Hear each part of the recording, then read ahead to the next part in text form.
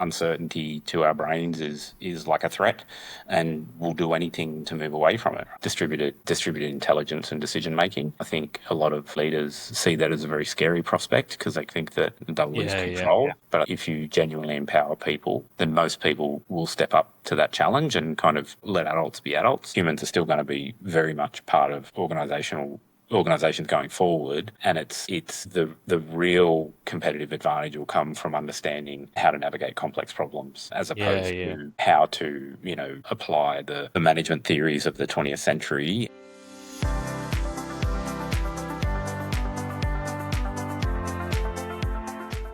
Welcome to Strategy Meets Reality podcast. I'm your host, Mike Jones, and today I'm joined by Michael Negendahl, founder of Exaptive Labs, a former intensive care nurse turned complexity advisor. We dive into how leaders cling to the illusion of control, why most strategy is performative, and how the real work begins when we stop posturing and start diagnosing. From safety management to distributed intelligence, this is a sharp, grounded conversation.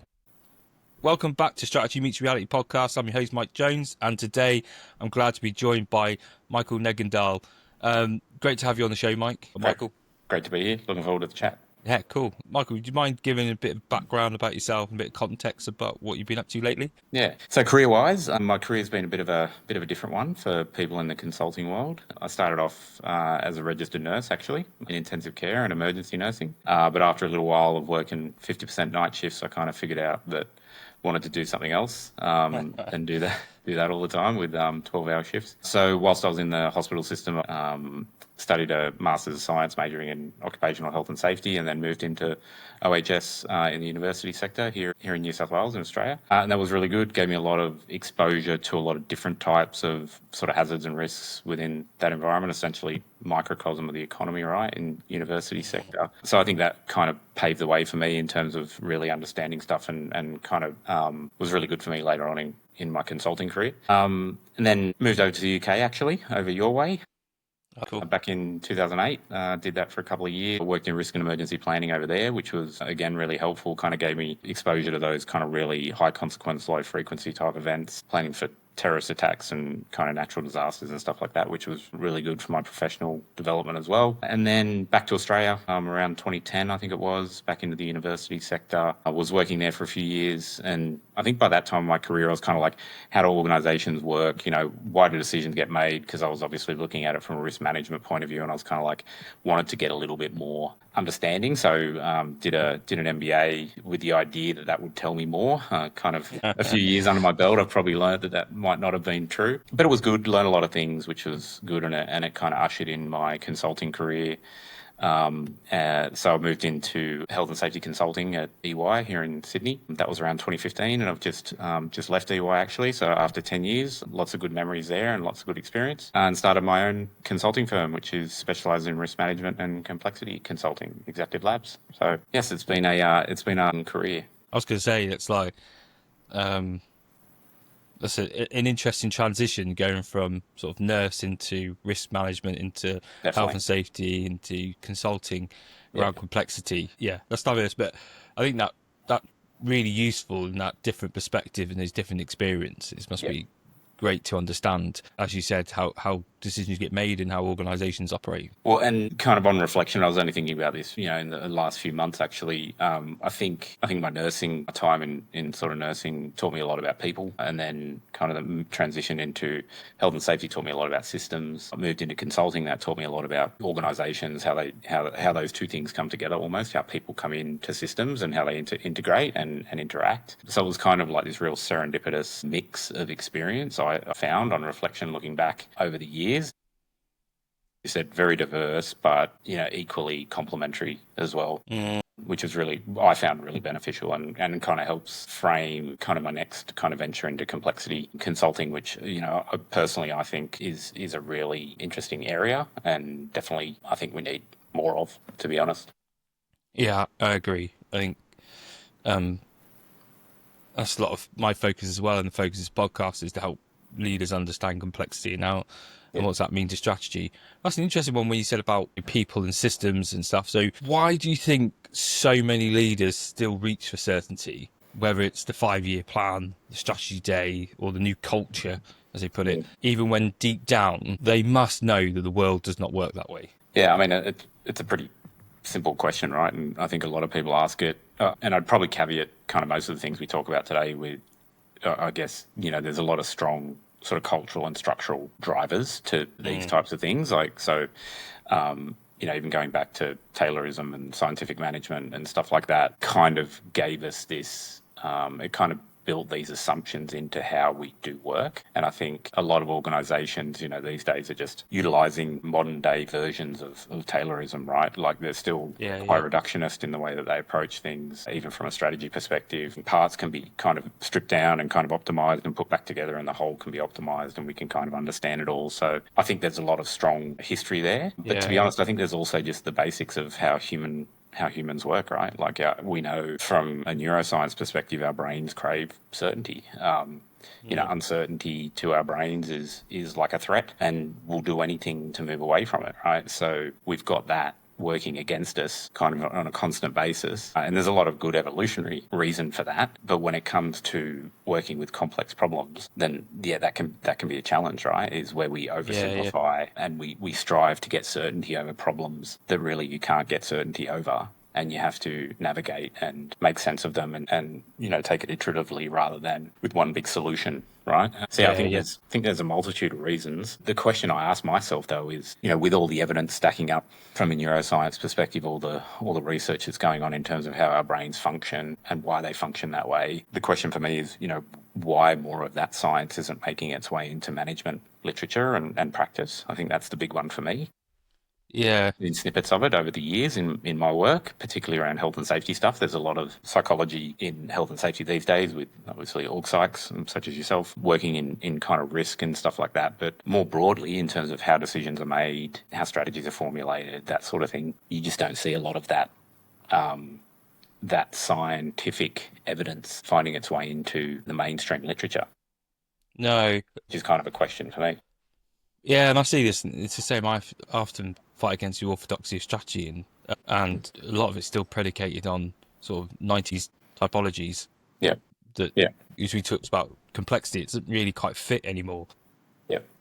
And that's why I probably laughed a little bit when you said about the NBA. I wasn't obviously laughing at you. I was laughing at the NBA, and I've said the same way. It's like I remember me thinking, especially when I left the army, I was like, right, maybe I just need to learn some more. Just go on, thinking that if I keep going on these courses, I'll find the answer.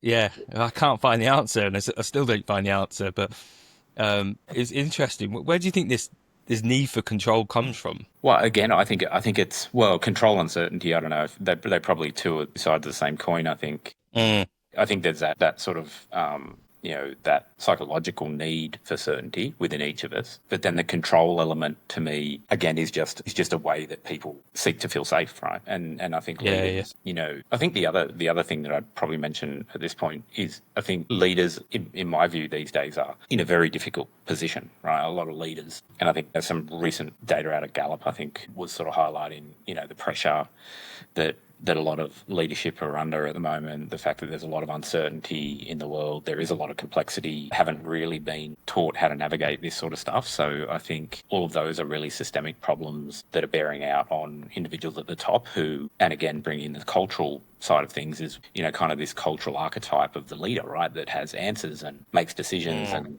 kind of gets it right and gets paid a lot of money to make big decisions. And I think there's a lot of those cultural kind of, that cultural pressure on these people, and so they're kind of navigating these situations knowing, kind of to your point earlier, that perhaps there isn't an easy answer, but they're kind of forced into providing an easy answer. And I think maybe politics is a really easy example of that, right? Where politicians are forever selling simple solutions to very, very complex problems. And you kind of have to question, is that because of us as the electorate that we don't want to listen to nuance and we don't want to deal with the complexity of social problems? Or is it because politicians just like to get elected and they just want to give us whatever we're going to cheer for? I think it's probably a bit of both. But I think the control element just comes from people being people, wanting to feel safe in their position, whatever that might be. Doesn't matter how highly paid they are, they've probably still got that instinct, and they're just trying to, I guess, do their best within what they know as well. It's interesting when you said about politics, and I see this, especially in the UK, where a politician or someone will make a decision and inevitably not be as good as they expected, or maybe didn't work out as well, and straight away everyone's like, they must stand down, they must be Yeah. fired. You can see that happens in that sphere. You can imagine what the pressure's like for executive leaders in organisations, that they're fearing to make decisions because if it's the wrong one, then people then call for them to be sacked and removed. And you see this the same in sports. The manager there, if they have a couple of bad games, they're gone. That's And it. you think all this around leaders, they must be thinking, wow, trying to make a decision must be a scary thing. Yep. A question got asked to me the other day. I was working with some clients and we were looking at strategy, and one of the leaders turned around to me and went, how do we know this is going to work? Fair question. Yeah, it was a fair question. And I was like, well, we don't. I said, we've done all the right stuff. We've looked, we looked at futures, we've looked at the relationship with the external environment, we've done all those, and we've made a plausible, decision that this is the way to go. Yep. And we're going to make those decisions and going to act. Then that's where I suppose we need to be observant to how that starts to land and learn from it. But how would you, from your very diverse experience, what advice would you give to leaders navigating uncertainty? I mean, even that navigating uncertainty, I think leads into the complexity part, right?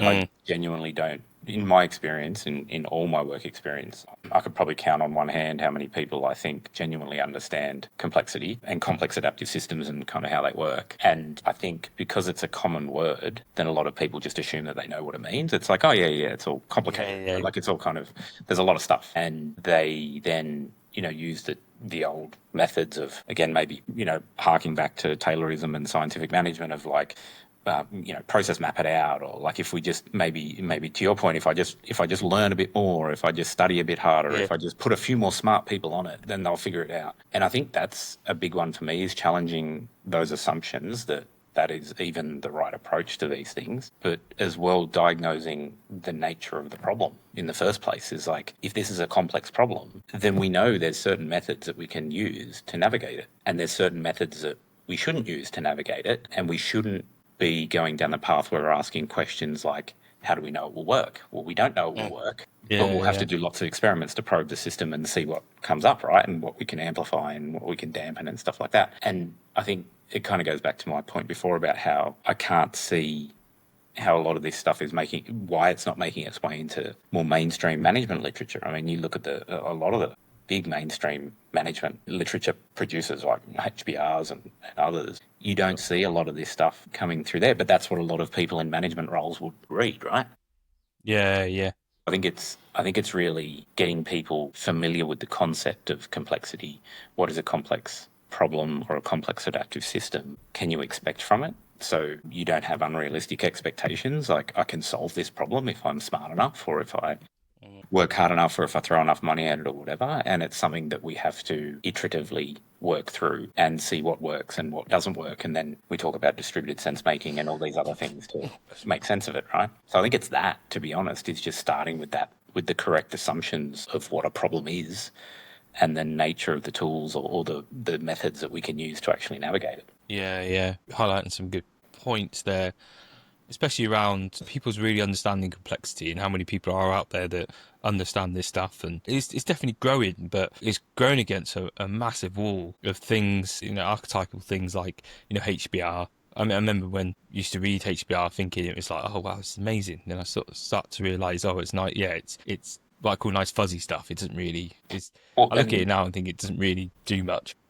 Well, and it reinforces a lot of the challenging assumptions around leadership, and like the majority of the leadership stuff is about individual stuff, right? So individuals developing, do more exercise, get up at 5 a.m. and do an ice bath, and sort of stuff like, and you'll be a better executive, as opposed to, seed control, empower teams, reframe your role from decision maker to someone who creates conditions for decisions to be made, leveraging distributed sense making and that sort of stuff. It reinforces a lot of those North American leadership archetypes. And I think That's another thing that I think most people don't really critically think about is where is this information coming from? What's the cultural background to the people who are producing it, and what kind of cultural norms do they grow up in and around? Because again, we know that different parts of the world have very different cultural norms, particularly when it comes to leadership and working and teams and all that sort of stuff. And it's kind of like, unless you're throwing that critical lens across that stuff, it's very easy to get taken in by the dominant producers of this sort of literature, like a HBR, right? Yeah. But yeah, there's not a lot of nuance I found in those types of things. And even when they do kind of venture into that area, it's done in the way that I've seen it done in the safety world, which is almost performative in nature. So a lot of it becomes quite, well, you have to consult with people. So you kind of do this random consultation process, but you've really already kind of figured out what you want to do. And, the nature of the consultation is very closed. It's kind of like asking people very simple binary questions or stuff like that. So it's not really getting to the heart of the problem. And it's almost like, well, I can see what the assumption is baked into how the approach has been designed. And I think if we can get away from some of that stuff, then I think leaders will be a lot better positioned to actually navigate the problems that they're facing now, but also they're going to face into the future. Yeah.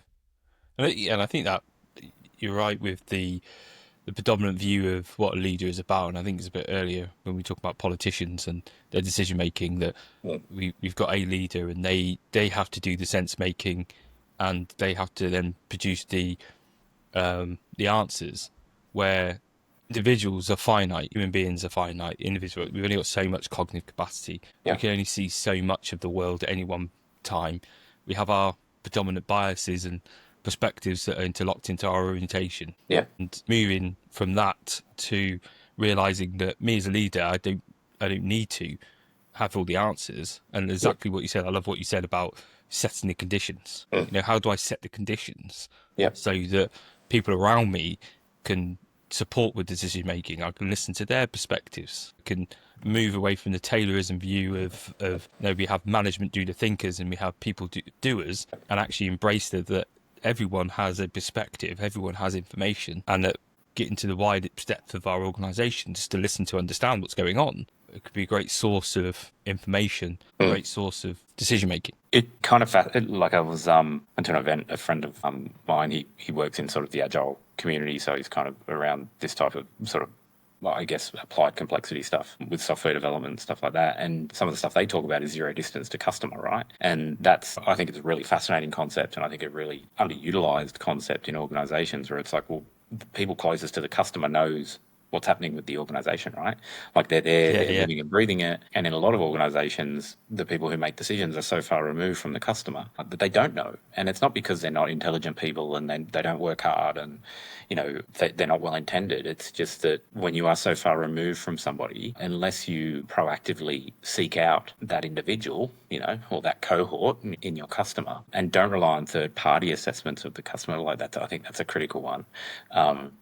Because otherwise, how do you ever know where your business is headed? What are the weak signals that are going to eventually become strong signals that are going to upend your business? And I think on one of your previous guests was talking about Blockbuster, right? Where with their failure, catastrophic, and they were mentioning how they were number one in every metric in their category, and then they went bust because Netflix was kind of doing a completely different thing and kind of charting the new course. And that's the issue that I see with a lot of organizations is leaders are trying to run an organization at arm's length to the very people that create the reason for the business, right, in the customer. And I just think, and again, then I start questioning, well, is that because of the concept of a leader and the status of being a chief executive or a board member? And it goes, more into that ego part of us rather than the curiosity part of like, how do I figure out this problem? How do I create a good product for someone or provide a great service? And it becomes more about, well, how do I maintain a position? Yes. Yeah. And it becomes more of a political thing rather than an organizational or a competitive or a market-facing type thing. Yes, I think it's great. Yeah, I think it was Mark McGrath's I think it was Mark. episode. Yeah. But you bring up a really good point, especially about ego and preserving the structures that got them to that position. And you see this a lot with the way they do strategy and stuff, it's all performative. It's less about the customer. I had a recent interaction with clients, and they want to develop a strategy, and they were saying, "Oh, we must have these things in there," and I'm like, "Well, that's all performative stuff. Yep. It's not what you do." And you see this with purpose statements and vision statements and stuff like that. They're not really. They seem to be more of a performative appeasement to the board Yep. rather than the thing that's going to give them direction, help decision making at different levels of the organisation to increase the value or fit with the external environment. Yeah. And I think strategy, is a fascinating topic. I think you're right. I think a lot of it is performative. I think a lot of it's on business as usual, kind of just rinse and repeat, to be honest. I don't think I don't think a lot of leaders are really well equipped to understand strategy, to design strategy, to oversee the implementation of strategy. I think, to your point, I think it's become kind of like a brochure. Like, let's just knock up a brochure that kind of looks like everyone else's, and it's kind of like it doesn't annoy anybody, or it doesn't, but it's sufficiently aspirational enough that, we'll get the ticks and the nods of approval from kind of the conservative types who don't want to rock the boat and want to kind of guarantee ROI and see 10% year-on-year growth and all this. But the thing that I kind of get confused about is where most organizations just kind of forget where they are right now, what they do, what is their value to a customer, and how does a strategy actually build upon that existing value base, rather than kind of looking at other people, other organizations, competitors, at what they're doing and trying to keep pace with absolutely zero context about how that organization's doing things or running things or what their objectives are or what they're investing in. And it's kind of like pointless pursuit for me in a lot of ways. It's kind of like, well, you just be best off just letting everybody else get on with their day.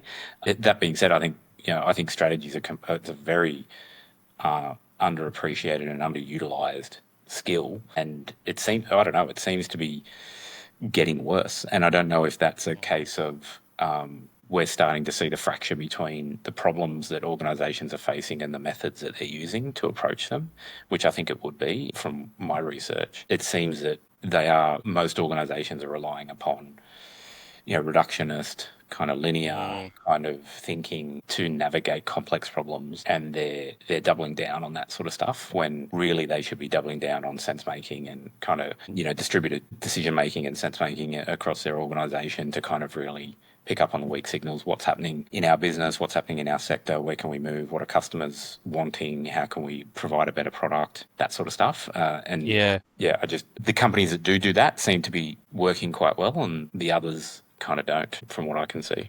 Yeah, and it's going to annoy me because I can't remember who I was having a chat with about it, but they were talking about Siemens around the 2008 crash, how they done really well. When they were asked about it, it's because they knew things were happening because they were speaking to their customers.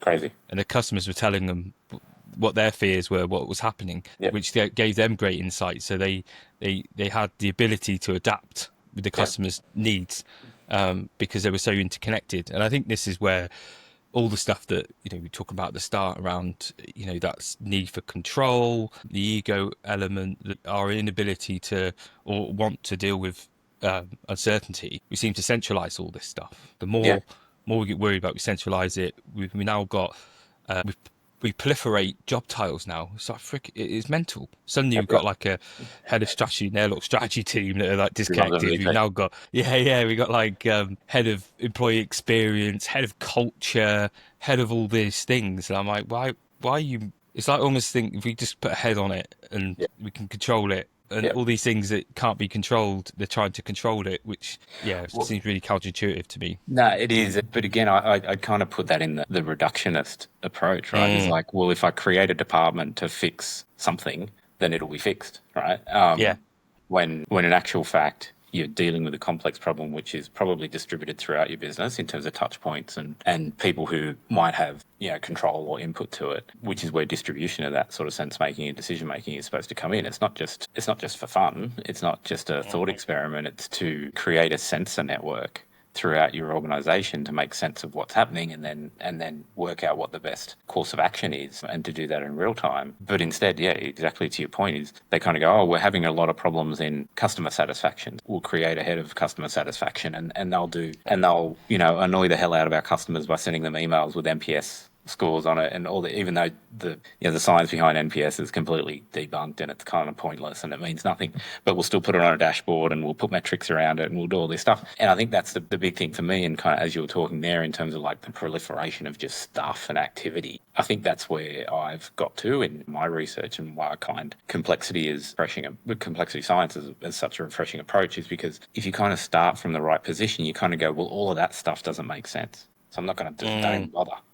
So immediately I can get rid of so much energy wasted, so much resources, so much time, and I can focus on the things that are within my control, which is creating sensor networks, working out what's going on, coming up with portfolios of small experiments to see what works and what doesn't, to kind of test and probe the system, and kind of go from there, and scale things at work. And I think that's probably an important point as well. Is not everything is a complex problem. Like some things are quite simple, and a checklist and a linear sequence of activities for people to follow is really good. Like that's fine. Like there's a lot of clear evidence, and again, safety is a really good domain for this, where we've seen a lot of that stuff. Like even in challenging environments, like in surgical teams and in aviation and stuff like that, they still rely on checklists quite heavily. So there is value in linear sequencing to assist a human when they're making decisions under pressure or under time constraints, right?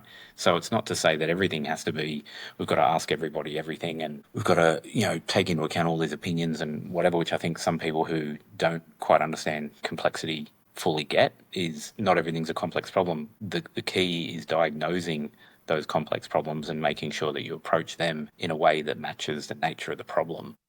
Yeah. Rather than applying the approaches that you would for an ordered system where you have linearity, strong cause and effect relationships, where you have predictability and you know what's going to happen. You've got a level of stability within those systems. Don't try and apply that thinking to complex problems, because the resultant effect will be, number one, failure, but a whole bunch of wasted energy and all that other stuff in the process as well. Yeah, I think that's great advice. Really diagnose actually what you're looking at, and in those ordered systems, no one's saying don't move away from guidelines or processes. That's where processes are really good. Where it's repeatable, have a process. Great. And that really helps the cognitive load of the people that they're. It's when they try and put that process on a complex problem that's not repeatable. And I like your point as well around the experimentation and scale what works. Because I think people have got the sort of idea about this whole, well, I say they have, around this whole, fail fast type mentality they're talking about. But what I find is that when they're doing experimentations, they make it overcomplicated. They make this big thing which slows it all down, and a lot of investment in time, where actually they can find a really quick, dirty way of just trying to do some experimentations to probe to understand what's going on. And once they understand what works, then start putting the investment and scale it and bring it into the business. I think they have it almost the other way around. They put all the time up front to try and get it perfect, and then don't really have the resources to do it. Lots of planning. Yeah. Oh, God, yeah, a lot of planning. Kind of antithesis, right? Well, I mean, planning's another one for me. I'm like, the amount of effort that goes into planning and maintaining a plan, as opposed to, sitting with the problem and actually working the problem with whoever the relevant people are, is kind of crazy to me in most organizations, right? But again, I assume it comes back to a lot of what we've been talking about in terms of certainty and, a perception of control. But I think that's a big one for me that I've learned over my career, is there's a big difference between the perception of control and actual control, and finding the difference is really, really critical, particularly in the domain that I work at in terms of safety and risk management and stuff like that. It can be very critical. It can be catastrophic if those types of things get wrong, like in terms of critical controls of critical systems and stuff like that in different organizations, particularly high risk ones. So, being honest about and being clear about what is a control that we can rely upon versus one that we're doing to give us a sense of control, and whether it really is effective or not, is a critical question for organizations. And I mean, that's where it boils down to from a risk management control perspective, is what's the effectiveness of this control as opposed to the mere existence of it, or Yeah, the yeah, yeah. undertaking of activities, right? And activity is constantly conflated as a control in organizations when really it's just an activity that somebody does. But I wouldn't really say that it's a reliable control measure in terms of controlling whatever hazard you're trying to control. Mm. But yeah, it's I think perception versus reality is a big one that we have to overcome as well. But Yeah. again, for me, that kind of comes back to understanding what a complex problem is. The fact that you can never know everything, and that's okay. That's the nature of the problem that you're dealing with. But again, don't be applying this kind of thinking to every single thing that you've got in your organisation because it's not necessary. In fact, it's quite ineffective and quite inefficient to do so. Yeah. And we have a saying: the plan is nothing, planning is everything. Yeah. And Yes. I think that harks up all the point you're saying around, like, yeah, we have a plan. You have a plan and reasonable, but it's just a plan. It's not some dogma to It be probably goes beaten into with. some of your military stuff, right, around commander's intent, Yeah. and like the OODA loop in terms of like constantly shifting your orientation and kind of stuff like that. And I think it's the cadence of that that is probably where a lot of organisations get it wrong. I think there's a lot of set and forget. We've kind of worked that problem, haven't we? Like 6 months ago, Yeah. we do that, and it's like, yeah, but 6 months is a long time for this particular problem. And that's one. We've got a live example here in Australia, right, where with psychosocial risk legislation that's been in place for a couple of years here. A lot of organisations are really struggling with it.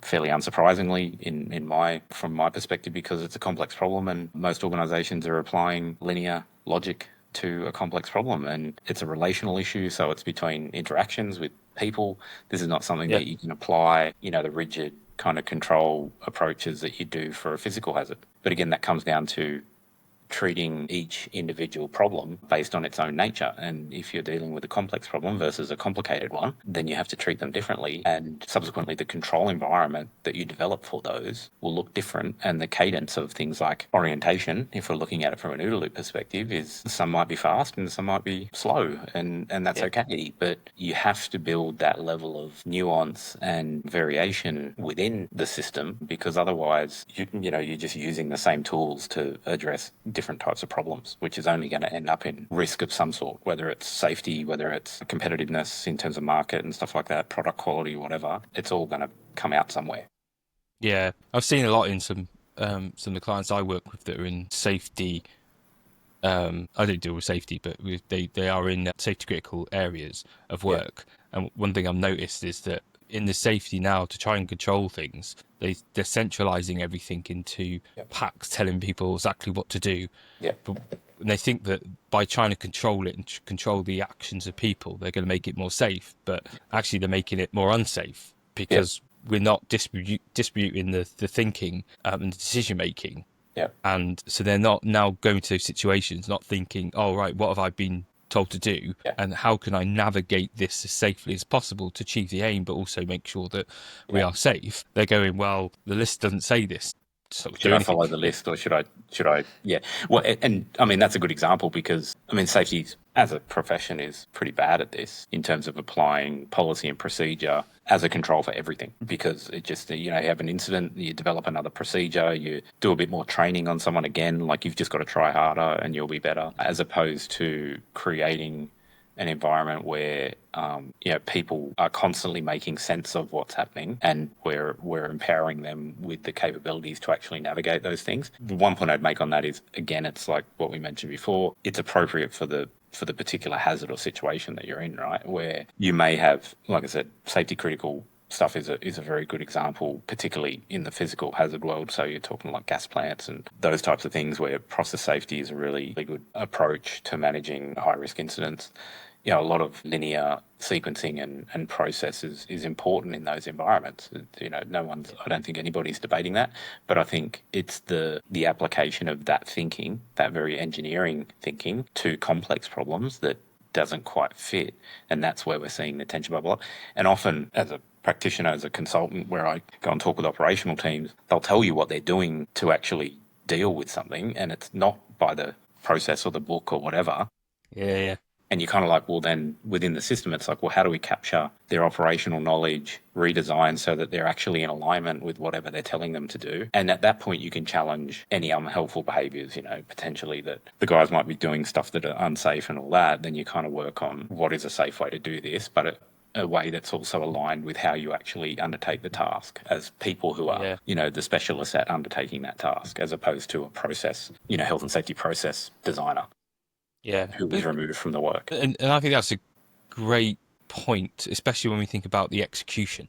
So execution of strategy is known to be god awful. And I think it comes to this point where you said exactly there, you engage with the people that undertake the task to communicate what you're trying to do, and how then using their information, their knowledge to say, well, how can we do this in a more safe manner? Yeah. I think that's the same in execution. It's people then define the how too high up. Yeah. And they restrict the freedom of action from the people that are doing it. Undoubtedly. And I mean, any top-down strategy is almost destined to fail, right?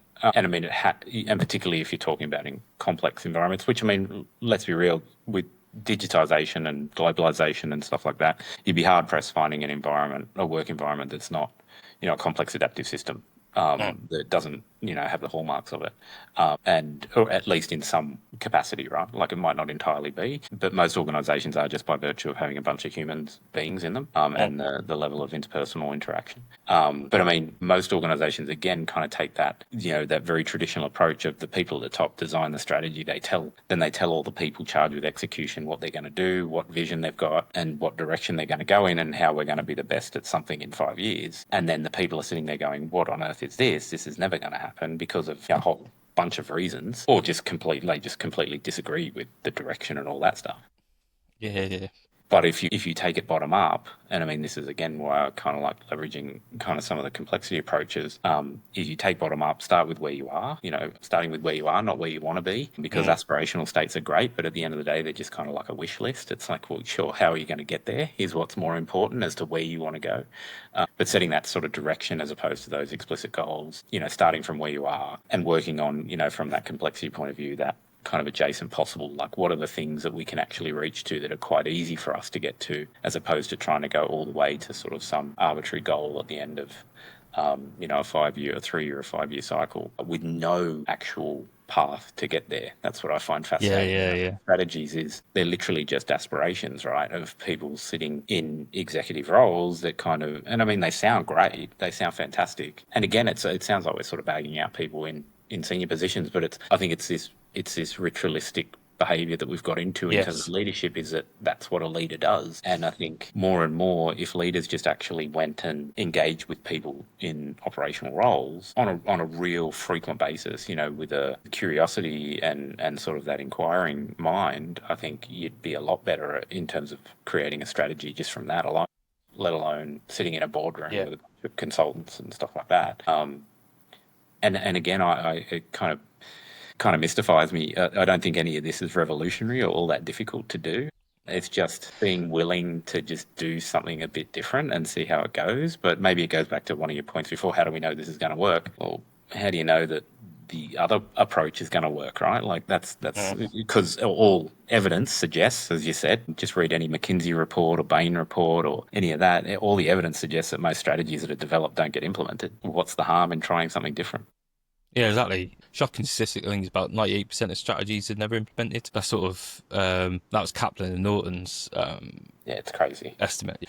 And you sort of get this, and like I said, we're not bagging on senior leaders, and I do think senior leaders have an understanding of the direction, but I think we're just so coupled with this rituals, performative nature of what strategy is, that we must have an off-site, we must do this, and we must do the financial report to the board. And I really like your point, and I wrote about this recently around aspiration first approaches, that we need to move away from aspiration this whole sort of what's our winning aspiration first. And actually, there's nothing wrong with having an aspiration, but you need to take you need to have a view of where we are now. like what's emerging now, what we're Yeah. doing, understand what we're capable of, what's our nature relationship with the clients, and then we can then start to understand what is it that we need to do, what's our intention now. Yeah. Oh, yeah, totally. And I'm with you 100%. I'm not a fan of aspirational, and particularly really explicit aspirations as well. I think is a real error that a lot of organizations make, where they make really specific future goals. Like, honestly, cast your mind 5 years ahead. What on earth is going to happen in 5 years? You've got no idea, right? So this idea that people can cast forward, and I mean, don't get me wrong, like I understand future, like, designing sort of scenario futures and stuff like that going, all of that I think is really important work. Like, so Mm. I'm kind of not rubbishing any sort of kind of planning and stuff like that, but it is about, kind of to your point, about trying to get to a point of saying, well, we think this is a more likely scenario or a less likely scenario. It's not, we can't design any of them to within sort of perfection or within sort of tolerance limits like that, because it's not an engineering problem. Again, there's too No, many no. there's too many things that are outside of our control. And it's interesting actually now that we're talking about it, is, the amount of things that organizations completely seem to ignore that are outside of their locus of control, right? Like, from a regulatory perspective, from a geopolitical perspective, and all these things. And it's like, but then they kind of develop their strategy as if somehow none of that stuff is kind of relevant or has any Yeah, bearing. yeah. And it's kind of this real inside view of the business. And it's all because, but I'd like to be there. And it's like, well, that's fantastic. We'd all like to be something. That would be great if we were number one at something, whatever your desire might be. But there's probably a whole host of things in there that could potentially happen that would not allow us to do that, that would act as fairly strong constraints on our ability to achieve that objective. And to your point, like, why don't we start with where we are, what is reasonably within our reach in terms of, time and energy cost, and then how do we move, much more intelligently and strategically towards a direction we'd like to head, as opposed to the goal we're trying to hit. But again, I think this is where those subtle kind of conditioning that we get in terms of, through things like management literature, through things like this high performance executive type thing of like, well, if you work really hard, then you'll figure it out and you'll make the business go there, because just through sheer willpower. Yeah, And all of this yeah. stuff, which isn't helped with the likes of, like a Musk and all these guys getting kind of, held up as some sort of gods, when really the reality is it's just a whole bunch of people that are working really hard towards a common objective. It's, the leadership, I'm not sure, has a huge amount of impact on those types of things. Yeah. But yeah, you're right. And there's the proliferation of this literature all around. It's all about. It's not thinking about. Jason Possible is a great thing. I was writing it up. Hopefully, I'll release it this week. Hopefully, but I mentioned about that. But it's also thinking everything is around. If we just put our heads down and we just work really hard, Yep. we'll get there.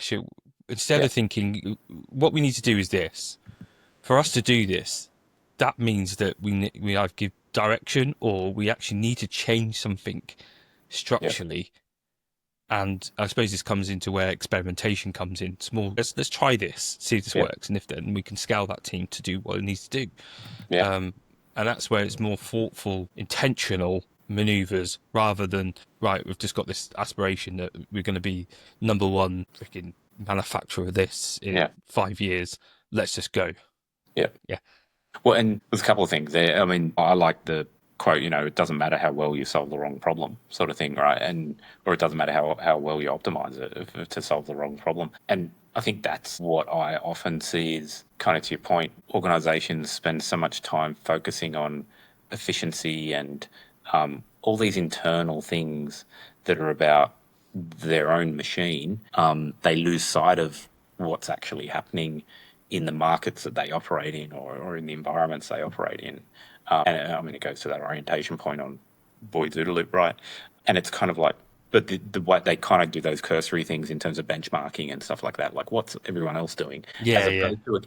But it's, again, what's everyone else doing as opposed to what's the customer, what signals am I picking up from the customer, which I find quite interesting, where you spend a lot of time navel gazing about your competitors as if somehow your competitors are on the right track anyway, which is always kind of a massive assumption that I am kind of confused about, where it's like, well, if you're benchmarking against someone, you're giving them a lot of credit, right? It's either you think that they're on the right track, which they might be, or you're just scared to be different to the rest Yeah, of the people in your pack, which again could be a social thing in terms of how humans operate, right? We don't want to be yeah, isolated. We don't want to be sort of different from the bunch. We want to kind of have that kind of, we want to conform and fit in and kind of whatever. And it's interesting because you kind of see, well, anybody who's really defined, and if we're just talking within an organizational context now, anybody who's sort of defined categories or really defined, had big innovative breakthroughs and stuff like that, they're the people that aren't bound by those conventions, right? They're the people that are driven by curiosity and by the idea of producing something special for a customer. They're not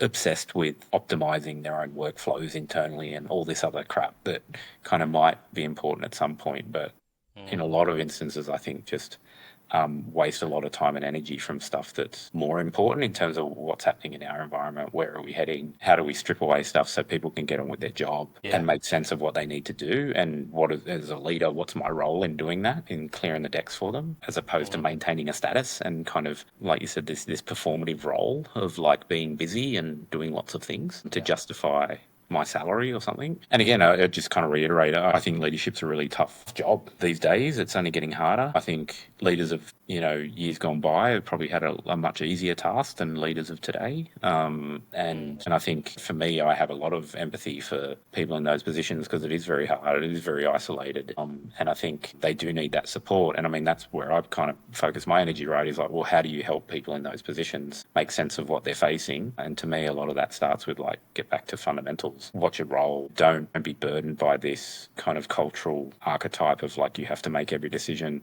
It's okay to say you don't know what you're doing. It's okay to say, hey, do you know what? There's probably someone in my team who's much better placed than that, but they're a graduate. Who cares, right? Like if they've got if they've got the answer, they've got the answer. But again, there's a lot of stuff in that in terms of vulnerability, humility, all that sort of stuff that often doesn't come easy to people who've found their way into those positions where other qualities have served them well in terms of strength or confidence or decisiveness and all these other qualities. So I think it's a really tricky one. Yeah. But I think the more people can help them focus on what's important, then hopefully the better the outcomes. Yeah.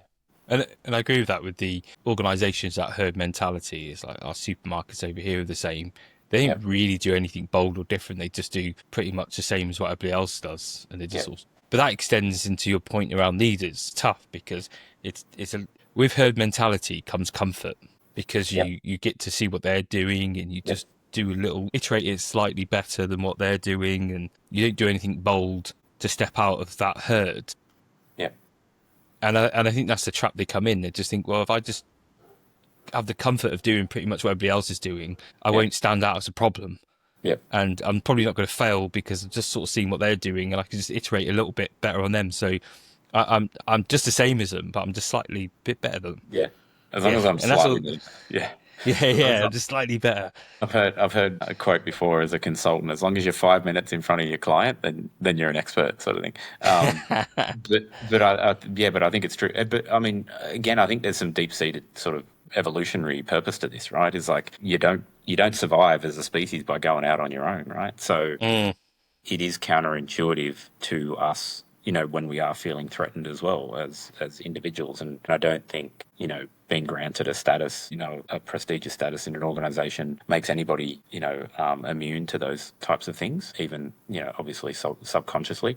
But yeah, I think the challenge for me is trying to articulate why that kind of approach or why that kind of strategy is actually contributing to the challenges that they're experiencing. Because from all the literature I look at, leaders and people in leadership positions, things are getting harder. They're suffering more from it in terms of stress and mental health and stuff like that. And you've got succession issues in terms of people not wanting to be leaders in a lot of organizations because they're seeing what a toll it takes on people. Yeah. And again, from my perspective, and particularly someone who works in risk management and psychosocial risk, I kind of think, well, if we could strip away a lot of this activity that kind of doesn't really perform any function or doesn't contribute to the shared objective of the business, then what kind of a work environment could we have? What kind of a work life could you have as a leader if you were to just give it a go?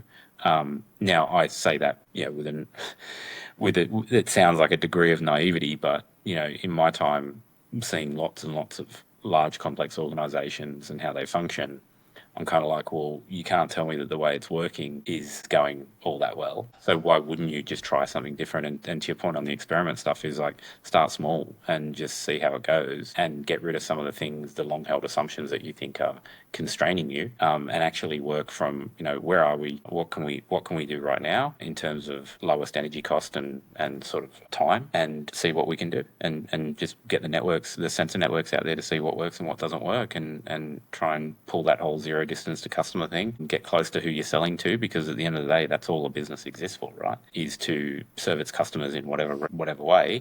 If you can kind of flatten that out a bit, then I think a lot of this pressure that's on leaders of organisations would sort of resolve, because they wouldn't have to uphold a lot of this performative kind of activity and structure and all that stuff that, in a lot of instances, I don't think serve much of a purpose. No. Yeah, and I really like that idea of it. It gets me to reflect on a recent conversation I had with an organisation that we're trying to make things efficient. And I totally agree. There's probably a lot of stuff that people do that just aren't really work. It's just we're just sort of ingrained into doing it, but it takes so much focus away from people to the customer or people they serve, and then it's more internal entropy of stuff. And you definitely see that in the health sector. Shocking around the amount of time a doctor spends doing internal reporting versus seeing patients. But it was a question, and they were trying to make the organisation more efficient. And I said, what question did you ask? Yeah. Because how do we make efficiencies, or how do we make it more efficient? Yeah. They're two different questions. Yeah, that's right. And two very different outcomes. Yeah. And I think this is where we need to think. And unfortunately, we find where I think the questions get confused, and we think efficiency comes from stripping out people and cutting costs, rather than what you're saying is like, how do you maximize what we've got? How do we remove the internal entropy, and so that people are more closer? And that might mean more people.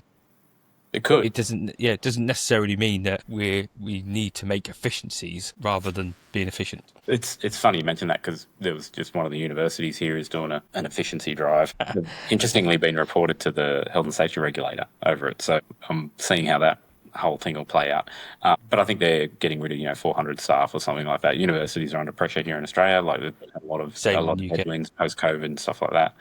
So it's not that there's not a problem, but equally, I would argue that this is just your, management restructure 101. Like, it's pretty kind of boring at this point, 2025, that we still think that the only way to help an organisation survive is to just sack everyone. When there's such clear evidence about what damage that does to the organisation reputationally, and this is the core thing for me that I always come back to, is from producing the actual good or service that it's there to produce. If you only focus on the dollars and cents to kind of keep people around, and you ignore the fact that, those people usually would have provided some value, and I'm not saying that redundancies aren't a legitimate kind of way to go in terms of modern kind of corporations and stuff like that, but I think it's a blunt instrument a lot of the time, and it's just this really easy way to demonstrate action and outcomes, and it's, clearly it'll look good on a P&L, and we'll save lots of money, but we've seen it as well. If you've been around organisations long enough, you'll know that they'll hire people 2 years later, and you'll be back to kind of the FTE base that they were before they did all the sacking. And it's why is because all those people actually performed a function in the business, and they realised after they've sacked them that function wasn't getting done, and they need to bring someone back in,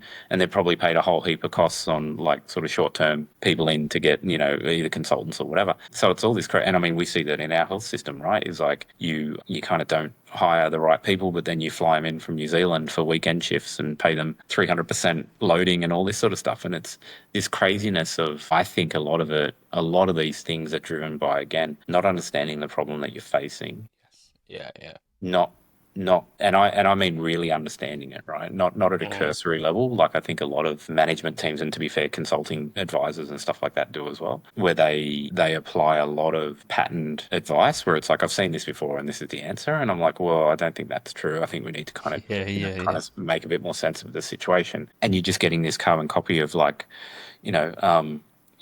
increase revenue, reduce costs, and kind of here's a bill. And you kind of will, I just think, I think the impacts of that are severely underestimated in terms of the long-term viability of the organisation. And it comes down to, how important are your people? And I think, and particularly in the age of AI and this sort of thing where everybody thinks that AI is now going to kind of take over everybody's role and it's kind of going to be all agents talking to each other. I think some of the evidence coming out, some of the research is kind of demonstrating that's not going to be the case. Humans are still going to be very much part of organizations going forward, and it's the real competitive advantage will come from understanding how to navigate complex problems as opposed to how to apply the management theories of the 20th century to situations that no longer fit. I mean, for goodness sake, you've got, is it Porter, the change guy, popular change theorist? I mean, he came out a few years. Cotter. Cotter, yeah. Yeah. What is the SWOT or something else? Yeah, he came out sort of basically saying, don't follow my change method because the pace of change these days, by the time you get to the end of it, things have changed again. You have to start again. Yeah. Which makes things like Boyd's OODA loop much more relevant. But, go kick around most organizations, you won't see Boyd's OODA loop getting implemented.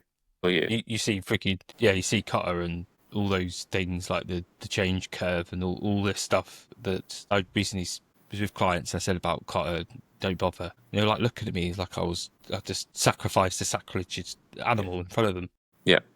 Yeah, and this is, I think this is what, and maybe even going back to the MBA thing, is you've got so many people embedded in organisations that have been taught those principles, and they think, and go through them like SWOT, PESTLE, all these, like you said, the Cotter, all these other things like Porter's Five Forces, all this stuff, and you've got so many people out there still leveraging those tools as if somehow they're going to solve the problem that they're facing, and it's quite troubling. You're kind of like, well, there's no chance. These tools were not made. It's not that there's anything wrong with the tools. It's that they were made for a different time. And I know that a lot of them aren't that old. You're talking maybe 10, 20 years maybe. But in organizational terms, that's a lot of change. Yeah.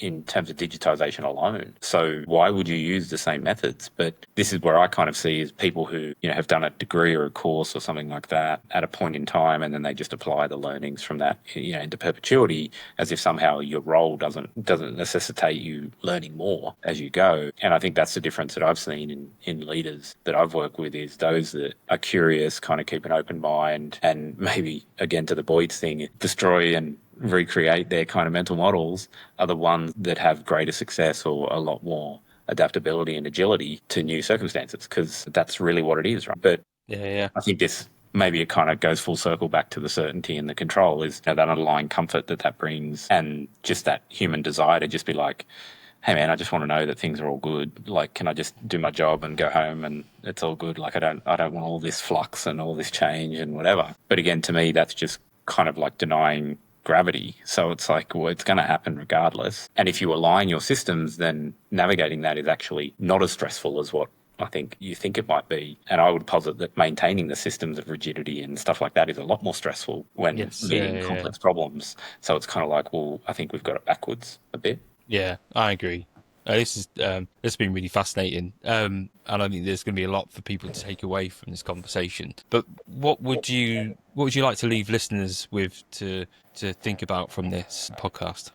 Probably just that simple fact of not all problems are the same, right? So don't approach them with the same problem solving methods, or however you sort of navigate problems in your organization. Really seek to understand the nature of the problem. And even if you've got experience with it, because I see this a lot in the safety space where you have highly competent people working in a particular area. Again, our brains are pattern detecting machines, so we like to detect patterns and kind of assign meaning to it straight away as quickly as possible to conserve energy. So if you know that that's the way that your brain works, then you've got to actively overcome that innate sense, right? That innate behavior. So even if you've seen the problem before, make sure you're going through a process of sense making with it, to determine if contextually it's in line with what you've previously experienced or not. I think the more context we can provide to situations and analysis of problems, the better. I think we're in a context starved world at the moment, I think, and that's driven by a lot Yeah. of things. So I think understand the nature of the problem, and then don't underestimate the power of distributed intelligence and decision making. I think a lot of particularly leaders see that as a very scary prospect because they kind of think that things will go a bit wild and they'll lose control. But I think if you genuinely empower people, then most people will step up to that challenge and kind of let adults be adults. And yeah, I think that can be a very powerful tool to any organisation is leveraging that distributed intelligence of the workforce to navigate problems that are complex in nature, and there's no one person that's going to know everything about it, so kind of leverage it. Yeah, I agree. That's awesome. But yeah, I think that really bringing back to that sense making, that empowerment, and context is key. I think, especially in change, just because it worked in one place doesn't mean it's going to work in a different context. Well, That's and great. the speed of context change, right? Like I think is critical in these. Like I mean, again, ChatGPT came out a year or two ago, and now we're talking about all these other AI things and how they're going to work. And I mean, what's that doing to people's workflows and processes and stuff like that? Like it's completely upended it, and that kind of thing is happening all the time. So it's kind of like constantly reorient, I think. Yeah, I think that's key with that. Yeah, it's been awesome. I'll put Michael's details in the show notes, so if you want to carry on the conversation with Michael, feel free to. I've really enjoyed the conversation today. Thanks so much. And if you enjoyed the conversation, please like, share and support the Strategy Meets Reality podcast. And I look forward to seeing you in the next one. Thank you very much, Michael. Thanks a lot, Mike.